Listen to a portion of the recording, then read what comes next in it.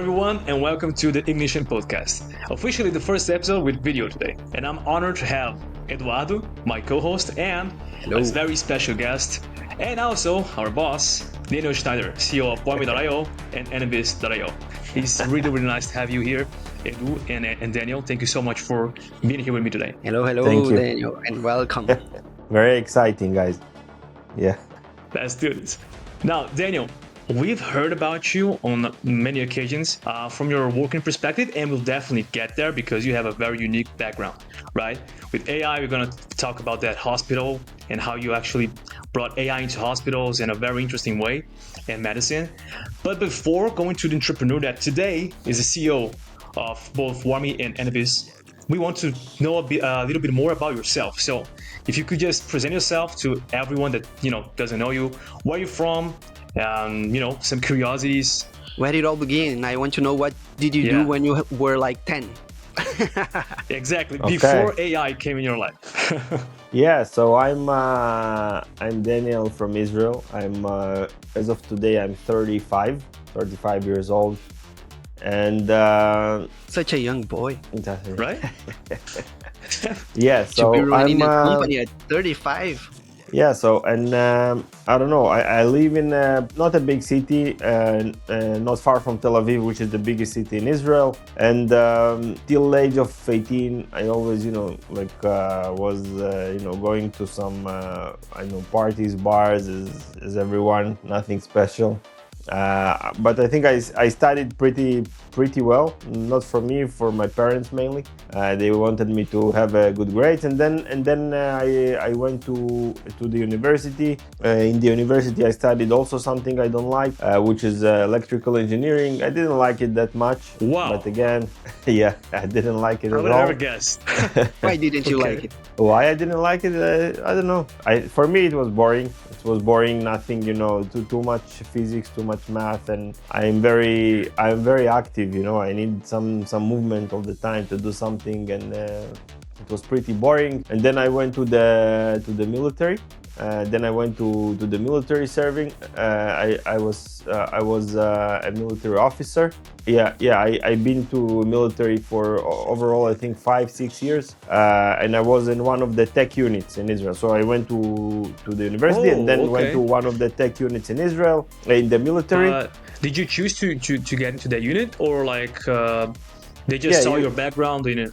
No, it's like a specific path. You go to the university and then you go to the military, specifically to be developing special things in the military. So this is what we did. And I found it also boring.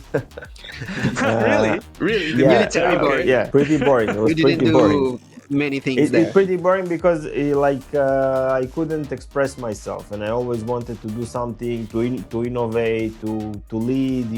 I didn't want to sit down and just wait for finish the day. So you had to stick too much to rules and stuff. Yeah. Specifically as a military, it's a huge organization. So one day I was really tired of it. Really was tired of it, and I came to my commander, which is kind of the manager, and I said I don't want to be here anymore. And he said you have no choice. And I said no, I have choice. I actually have choice, and we became not friends, but kind of a bit of enemies. Yeah. You didn't get along too much, let's say. It was inside the military. This Inside the rivalry. military, yeah, the commander, yeah. I said, listen, I want to go. You don't give me this opportunity to develop myself, and I wanted to do innovation and innovate, to do to lead some stuff, to take on me, and they didn't give me. I don't know. And I said I want to go. They said, yeah, nothing.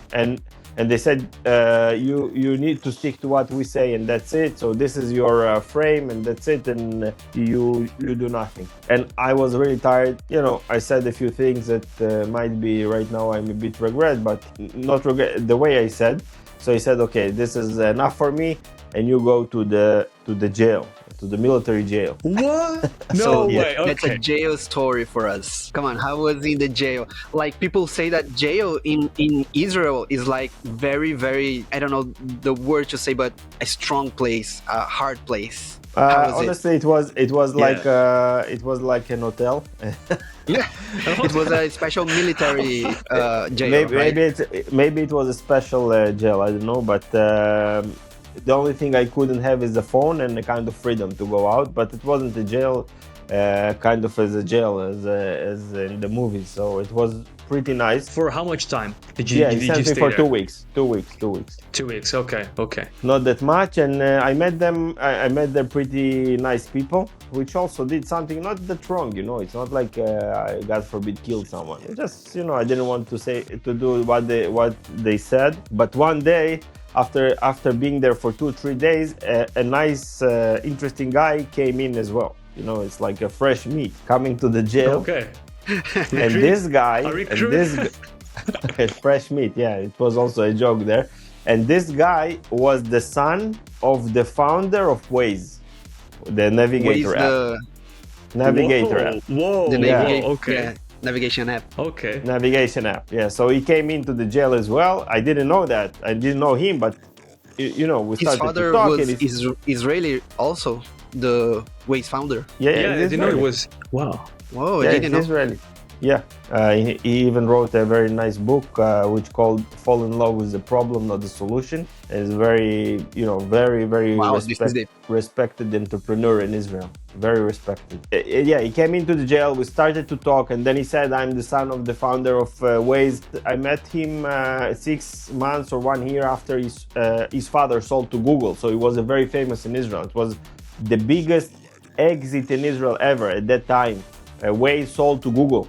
Google now owns Waze, and you know, it was a big thing. And now his son, you know, I talked to his son, so we have around week and a half together, me and the son of the founder of Waze, with no phone, with no social media, with no nothing. We just talk, and you know, I was amazed. And he told me everything about his father, everything you can imagine, everything, like how he walks, what he wears, where he lives, what he owns, everything he told me. And I said, wow, I mean, it's so exciting, it's so interesting.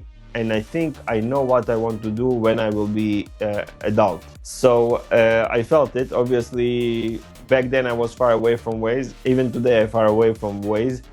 But at least I knew what I want to do in my life.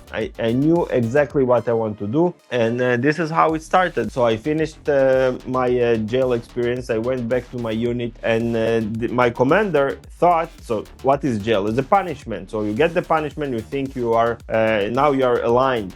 But I came And back. you were happy. Yeah, and I said, he asked me, What kind of that's punishment it? is that? Yeah, you finished with your games here, right? And I said, listen, if you can, send me again, because it was, yeah. I want to go to jail. This is the headline. Yeah, I want to go to the jail again. Because This you is actually gonna helped. be an amazing clip. Yeah, you Honestly. helped me to change my life. You changed my life, and I said, thank you, man, thank you. You changed my life, but I will not be here for sure, because now not only I don't want to be here, I know exactly what I want to be. And then they gave up. They gave up and they said, okay, go away and do whatever you want. And this is how my journey started, with entrepreneurship. Obviously, I started very small with, you know, some businesses that I wanted to make and to do. Some of them failed. And then I decided that I want to learn to study business. So I went to university again and studied business there. And yeah, and this is how everything, you know, I went to the university, I studied business, and this is plus minus the story till 25, maybe 26, So 27. one question for the young. Did university, even for business, did it change anything? It's very hard to say. I know today many influencers and I don't know, YouTubers saying that this is, you know, it's not worth it. I really don't know. I really don't know what will happen if I wouldn't go. Yeah, I really don't know. Honestly, I really don't know. I think it gave me a lot. I don't think it's a must maybe, but I think it gave me a lot, and I really don't know what was. And you know, it's enough to gain only one connection even in the university. Only one person that changed your life. This is enough. to invest all these 4 years, 5 years in the university, right? Yeah, so you don't know. So it also for networking, you know, it also for other things. So it's, I don't know, for the knowledge also, I think it's, I learned how to learn, how to be, you know, I think it, I don't know, you know what, I really don't have an answer. So I don't want to be very, you know, direct about it. It's interesting that you mentioned that because, fun fact, like I actually graduated on private security management. So nothing at all to see with marketing, right? But I got this job and I really liked it on digital marketing department. And then I actually realized, like you, I had this snap, like, okay, I really know what I want to do. And then I got an MBA on marketing and branding, and that really helped me to have like this kind of management vision of marketing, like a systemic vision. So it really helped me. But you were talking about the military, because we're gonna get on the entrepreneur Daniel, definitely. But one thing that I noticed is how you take the elite forces values, like from the Navy SEALs. We're talking about the elite forces, right? One of the most respected elite forces of the US Navy.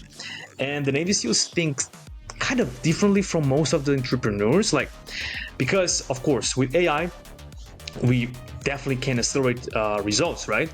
We definitely can boost our human capacity, and we're going to talk about that later as well. But Navy SEAL see it differently. I wanted you to talk about, like, how do you see that? Because maybe someone who's not so like skilled yet, right, from the Navy, will be picked to the team, to the Navy SEALs, if he's trustworthy enough, right? So how do you see that in the business world? When I was in the military, I have to say that I worked with very special units, the plus minus the same level as Navy SEALs, and I saw this, and I understood what makes them really, really unique. Obviously, you know, I didn't invented it, and I heard it afterwards as well, but they are a team, and they will be there for you. It doesn't matter how they feel, they will be there for their friend. Doesn't matter what they feel, how the conditions, if they're hungry, if they're happy, they will always be for their friends. And this is, I saw it all the time. Then they first do for the friend. I don't know, it doesn't, everything. They first give to the friend and then only take, even if it's food or who, you know, it's always, I saw that they needed to take on their back something, right? So some stuff. So there is a personal stuff that you need to take on your back and other of everything. So they always want to take, I will take the most, and my friend, you know, and this is very unique. And the teamwork is so strong that some of the time it doesn't matter how strong you are as a person and how, you know, you will be a great fighter, but if you are good with your team, you will make a great change. So because as a team, you can run faster, you can be better, you can achieve the unachievable.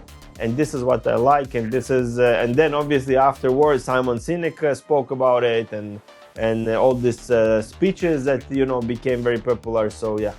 Now, we were talking about this, and another question popped up in my head. I don't know if you ever got the chance, but there's this book. It was written by one of the Navy SEALs, one of the like leaders in there, right? It's Extreme Ownership. How US Navy SEALs Lead and Win, from Jocko Willink and Leif Babin. And one of the parts that really stood out for me when I read it was like this real thing. It happened in a BUDS training. The BUDS training, for those who don't know, is like the underwater demolition team kind of graduation they go before actually turning into Navy SEALs. Okay, so Jocko, one of the writers, he was actually being the leader there. He was like learning from the leaders, from the, you know, the drill sergeants, the ones with that hats, and, you know, those drill, yeah. So basically, he was overseeing everything and taking notes, right? And there was this very interesting case in which there were like two teams. One of them were performing like medium, another one was like really great, and the last one like was really bad. Now the thing is, they were like carrying boats, like really heavy boats from World War II, right? So it was a very hard task. They were like over the beach, and anyways, it's an extreme kind of exercise, physical exercise and mental exercise as well. But he noticed one thing. This drill sergeant, he was seeing the the poor performing team, that they were leadership, because each one of those boats they had a leader, right? The leader, he was fighting all the time. with his colleagues. You know, he was fighting all the time with his team. He was, you could see in his face that he was like probably thinking, well, if it wasn't by them, for them, I would definitely perform way better. And he was like cursing all the time. While the other one, they had exactly the mindset you just described from the Israeli elite forces. They were, you know, pushing each other like every time. Come on, don't give up, keep pushing. And they were the ones performing better. Now, what did they do? They switched the leader, right? From the squads. Only the leader. They only switched the leader. What do you think that happened? What do you think? What do you guys think? I think it's obvious what happened. No, they now lost. Yeah. Basically, the worst team, the worst performing team, just became the best performing team because of the leader. So, how do you see the leadership? Like, what's the ideal leadership you seek to be, right? Because you're a leader, and who do you look up to, like, as a leader in your life, in your business life, in your personal life? I think it's an amazing question. What makes a leader? I think, first of all, leadership, you gain the leadership. You cannot take it, right? Leader is not manager. Manager and leader is two different things. You can lead something and you can lead, right? So leadership is something you gain. You gain it by trust. You gain it by relationship with people, and you lead. And I like lead by example. If you say something, you need to do it. At least you need to do it and show it. And this, I think, combines what a good leader. So it should be a trust, example, and a good relationship with the people, and to know everyone and to respect everyone. And this is what makes a leader. And you cannot gain a leadership. You need to gain it. Sorry, you cannot be a leader just now you're gonna lead. Obviously, you can be a manager, but there are a lot of managers that are not leaders, and this is, I know. And who I respect as a leader, honestly, I don't have someone that unfortunately I don't have, because maybe, I don't know, I couldn't find, or I didn't look for, but I try myself to be better all the time, to listen to books. I don't read books, I listen to books, and to listen to, some videos, how to be better, how to give an example, the right example for the people. And this is what I'm trying to do. Obviously, I'm trying to be better tomorrow than yesterday, and the fight is with myself all the time. How many families do you help right now being a leader? Being a leader, I think it's 91 That's already. what I want 91 to say. families. He knows the number. Every there you go. couple of months we have this meeting that we do with the whole company, and he knows everything. He knows how many families he helps. He knows everyone that is there, how many connections we did with the company, how many new employees. There you go. It's important. It's so important, and I show it for everyone in the team that when you hear in this team, you don't responsible only for yourself. You responsible for these 91 families, which every family consists of, husband or kids or parents. Some of the team members help to their parents. Everyone has different situation. When we don't do our best, we're not hurting only ourselves and the company, so-called, or Daniel. You hurt hundreds of people, which is this. I cannot accept it, I cannot accept it. I cannot even imagine. So this is what is important to me. The people have a good place that they can work, they can express themselves, they can trust the company, the leadership, they're heard, their ideas are there. So for me, this is what's important. And caring other team members, caring and respecting them all the time, even in the hard times, even in the if something not clear, respecting. This is the basic thing that's important for me, and all the rest is achievable. When you have this kind of culture, everything is achievable. Everything. No one is in our team. No one is Harvard alumni. I'm not a Harvard alumni or this Ivy League. No one, and it doesn't matter. And we achieved very, very big achievements. You even cannot imagine. You cannot imagine. So this is only because of this teamwork and people and respect, and that's it, I think. Yeah, at least I want to believe this is the right thing. Yeah. Also, dealing with so many people, how is it inside? How do you deal with the pressure of dealing with so many people? Like, not only the team, but knowing that so many families depend on this job, on this Yeah. company? I like this response. It's a good question, and I like it. This is what I always look for. And my story from the military was that they didn't give me this. They didn't. You I like don't the know why, but responsibility. they didn't let me. I wanted to this responsibility. I wanted to make this change. I wanted this stress. I love it. I love it. I mean, I love it. I love this responsibility. This is what drives me every day to wake up and to see what I can do better for the company, which in the end better for the people, for the customers, and this is what drives me. This is what makes me happy. And I don't afraid of it. I really like it, and I really, I really enjoy it. You know, That's this why is you my like type. hiking, because you are an adrenaline junkie, right? I like adrenaline. I like skydiving. I like these risks. Yeah. Yeah, yeah. So I think I gave to myself a birthday gift when I was 30.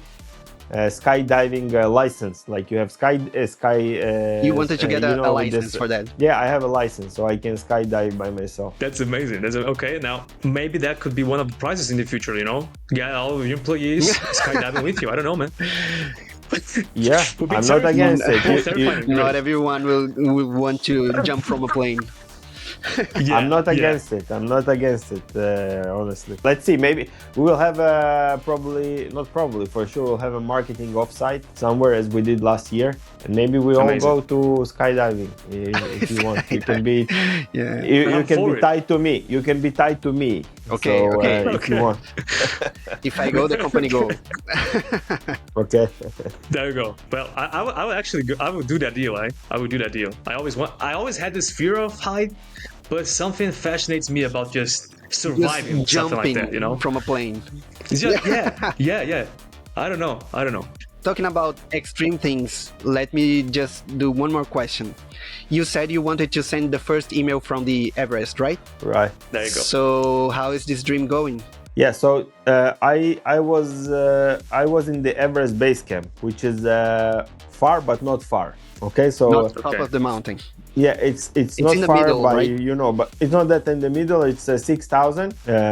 It's called Kalapata, but never mind. But 6,000. And the Everest is 888, something like that. It's like two and a half okay. kilometers. 2.5 kilometers Okay. is not that much, right? But when it's Yeah. on the Everest, When it's it's very up there, far. It's upward. Yes. Yeah. So my next thing, which I plan, maybe if everything will be according to my plan in 2026, is to climb to the top of the Everest and try to send the email from there. Obviously today it's possible, and I want Starlink, right? to maybe Starlink. I don't know. Today is definitely possible, and maybe to enter to our both websites and to do something warm and any bees on from the top of the Everest. Will be exciting for sure. I'm excited only by the idea of seeing that happen, you know. So I can't figure out how it will be for you. Create Really. a marketing Yeah. campaign from the Everest. Yeah. That's the kind of buzz marketing I love, man. Yeah, Really. the titles. Like campaign from the Right, Everest. right. Our CEO went up to Everest, like See what I might happens be not after. come back. I might be also. It might be only one way also. So I don't know. Let's see. nah, come on, train for that, please. We like the CEO we Okay, have right I now. will. Please. I will. Do you know like what exactly are you writing? You know, from up there. What will be the you email? have something in mind? Not yet, but I have to. You are right. I have to. right, Otherwise, all right. the goal should be exact. You know, smart goals as they call. Right. So I need it to be exact. Otherwise, it will not happen. So I will do it. It's a good thing. Yeah. Interesting.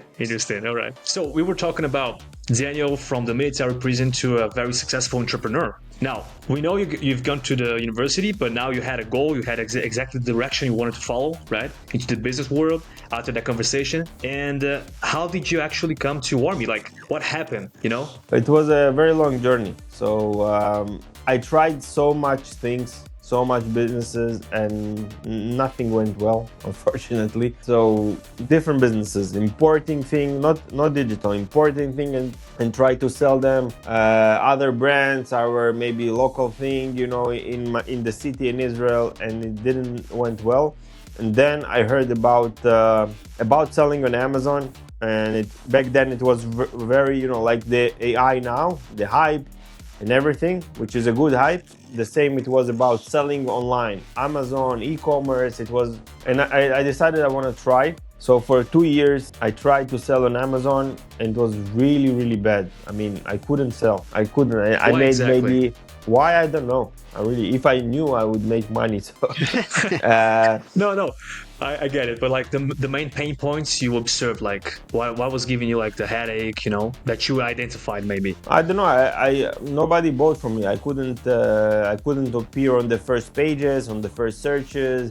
All right. The product, all right. maybe the products wasn't good, and for 2 years I tried to sell. I think first year I made $2,000 all A year, whole year. Wow. and All next year Whoa. all year, yeah. So, and it's a bit, it's a bit hard. You finish the university, and you've been in the military in a good place, and then you thought you can do something, but you fail again and again and again.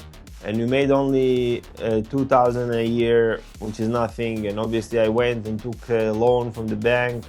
And the second year I made $5,000 all the year. And again, the loan became bigger, and I didn't have money, and all my friends finished the military service and went to work in big tech companies in Israel, and started to make money, started to get married, buying their cars, houses, mortgage, started to live a life, and I have no money, I'm kind of a loser. I live in the same room for 20 something years, and it doesn't work. It just doesn't work. And the frustration in there, and it was very easy to give up, instead. What kept you going? Yeah, I gotta ask you, what kept you going? Like 2 years, hard years. It's like, more than 2 years. It's maybe More than 3-4 2 years. years. Yeah. I think first 2 years it was other businesses, another 2 years of Amazon, 4 years, no money, no success, nothing to be proud of. And I think the feeling that I felt in the military with this commander. So I told myself, if I will go back somewhere, probably all the companies out there in the world, people like this, they will not give you be creative, or will not give you the opportunity to try some things. And this was really, I was afraid of it. You were afraid of being limited again, like you were in the military. Yeah, Like I put was in a afraid box of. and okay. Yeah, put it in a box. And another thing I think that I was really afraid of, I wanted to win. I didn't want to go and say I lost and that's it and I give it up. I didn't want. Obviously, it's a lot of videos that I hear, these motivational videos and motivational pitches, and waking up early and believing in myself. It was really hard time. I think it was really hard time. Mentally, very hard. Financially, I think, okay, I will cover this loan, with the years you can cover it, fuck it. But mentally, it was very hard. Very, very hard. Right. Yeah, it takes a lot of mental strength to endure 4 years of that. Yeah, so keep pushing, and without seeing any results. Zero results. 5,000 a year is not result. You cannot, So you cannot what was then your first win? Like you were zero, negative, and then something went right. Yeah. And then What went right? snapped. in the third year on Amazon, something happened. When you want something, you will get it. You will get it. But you need to be patient. You need to be patient enough. And then something happened. Something one day happened. Something, something in the platform. I saw something that I never saw before. Somehow, I don't know. It somehow happened by mistake. It's not a mistake because, as I said, if you want something, you will get it. You will get the signal. You always will. And I saw it, and that's it. That day was kind of something changed in that day. I made, I don't know, $50 in this day. And I said, wow, I know something. Let's try the second day. The second day I did $200, and that's it. And that became, huge and big business model and something I couldn't believe, and more and more and more, and obviously I couldn't believe it. I mean, I never used to this amount of money before because, but I kept pushing and pushing and pushing, and even when I found it wasn't easy because but it's always like this. You have hard times. You try to solve the problem, and again and again and again, and and I think. It's many things happened, everything happened in my life, many things that I felt, I learned, gave me this opportunity to keep pushing, to try it. And in the end, it was really successful, really successful. But again, hard time came again, and it didn't work after a period of time, and I could make some money, obviously cover my loans, make some personal money. Amazing. Yeah, That was 3 years, right? Took you 3 years for your first like win, yeah. substantial win. I think 5 years, 2 years, 5 years. nothing. 5 2 years. years in Amazon, and another year, third year in Amazon was like booming. I was in. Yeah. Now, I'm pretty sure there's a lot of entrepreneurs, maybe they're listening to us right now, and there might be in the same situation. Maybe 1 year in, no results, no revenue. What would you tell them? Like a tip, like if you could tell Daniel from the past, like 5 years, and during all that hard time, what would you tell yourself, and what would you tell this person, who's going through the same thing? I don't know. I need to be very careful what I'm gonna say because Just one shot, I one really opportunity. It's so personal.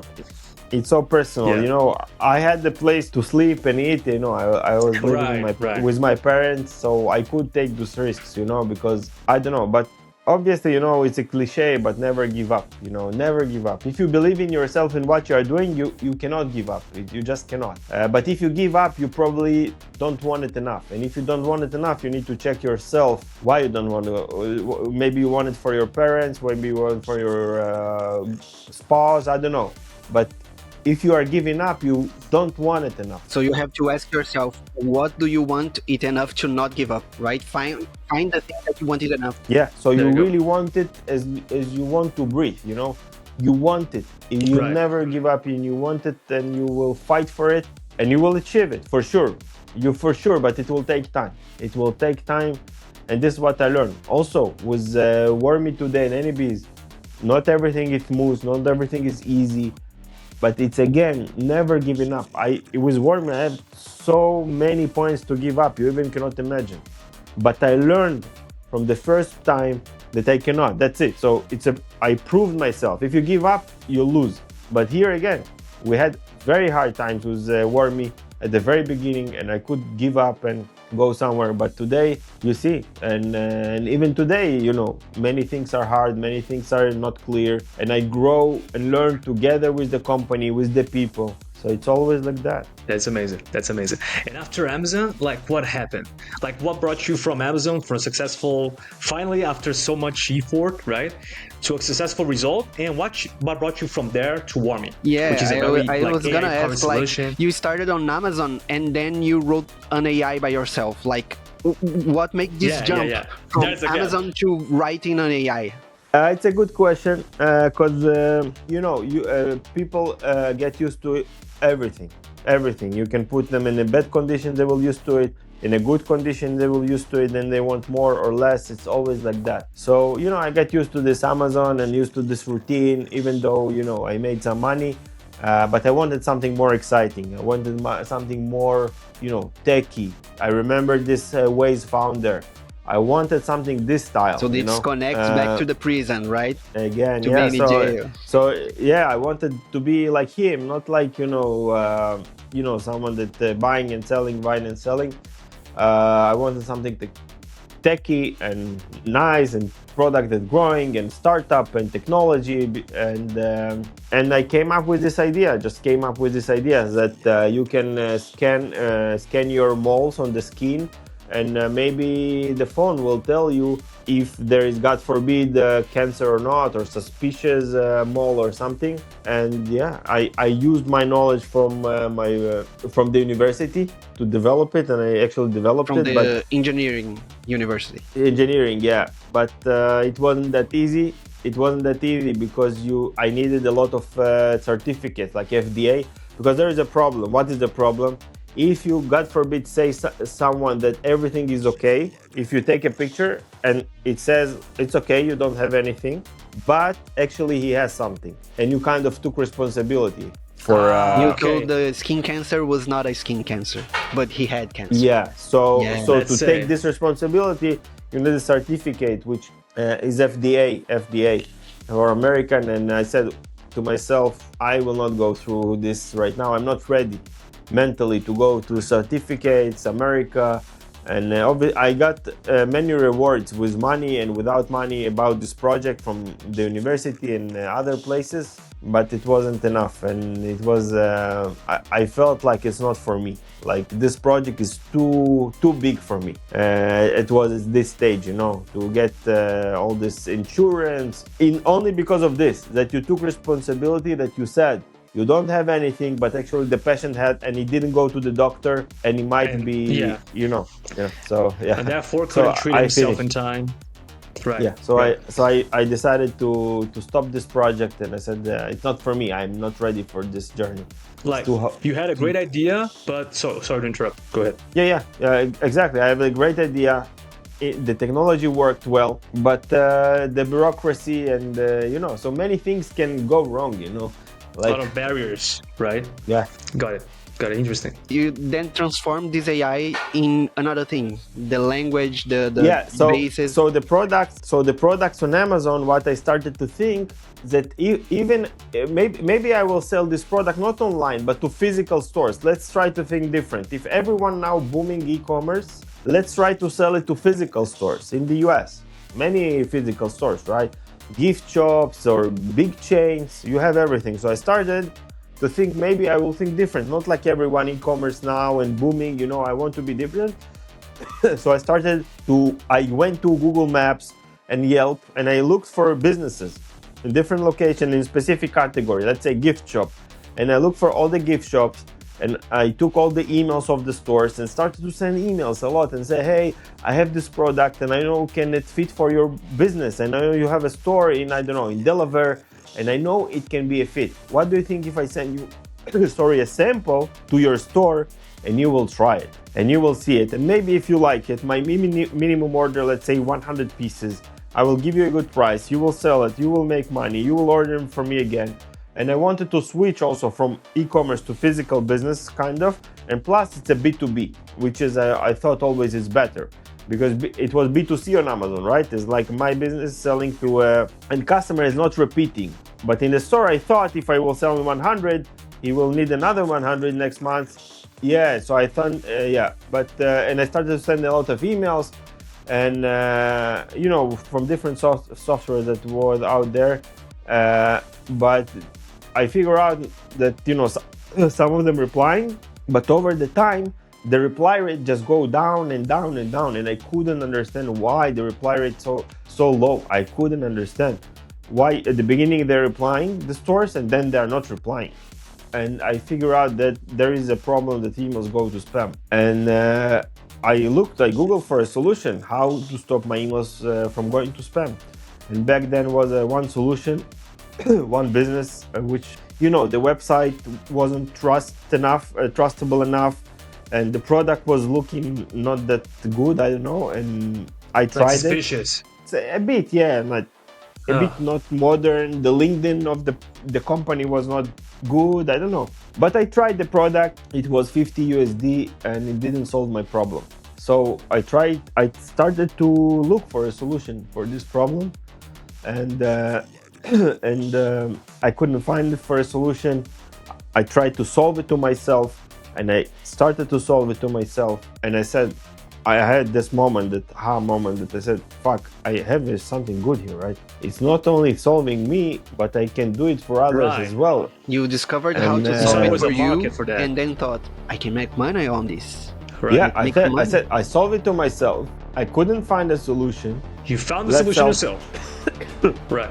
Let's help others, and all the dots are now connected. All the dots are now connected, where software business, solution that people need, scalable, B2B, recurring, the ways dream, closer obviously than Amazon, right? So so this is where we are now. I don't know where it will be in the future, but this is where we are now. That would do for today. Thank you so much for watching. If you want to get more content like this, and you know, content that actually make the difference for your business growth, make sure to tune in, subscribe, and like this video. The Ignition podcast is only warming up. I'll see you in the next one. Bye. Thank you so much, Daniel and Edu, for joining me today. Any last words, Daniel? Anything to say to your future audience? I love you all. I love you all. I hope to see you more. We're going to bring Daniel back more times to talk more about entrepreneurship, about the company, about what we do here, and what we will do in the future. So stay tuned. Thank you, Daniel. See you in the next one. Thank you, Lucas. Thank you. See you. Bye-bye, everyone. Bye. Have a good one. Bye-bye.